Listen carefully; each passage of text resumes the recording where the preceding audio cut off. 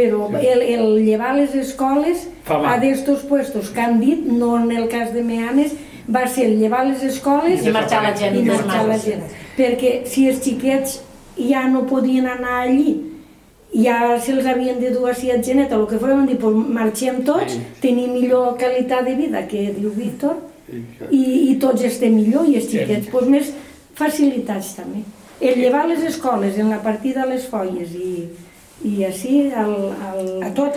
En el treball que vaig fer de població i escola, la conclusió és aquesta. L'escola, per a mantenir la població rural, és necessària. No és suficient, perquè se necessiten més coses, però necessària, segur. Si desapareix l'escola, se desapareix el poble. Se'n va anar tot darrere, sí. Se desapareix el poble. Està comprovadíssim. Sí.